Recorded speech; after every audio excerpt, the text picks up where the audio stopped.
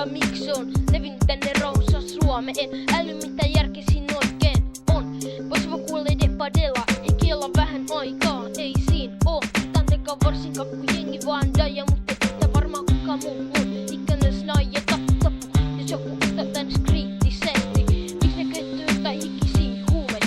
Afkiniini, heroini, marihuana ja stiini. Ja miks ne vetää sitä säkkää? Miten kasvu lyhentyy pikku pätkää?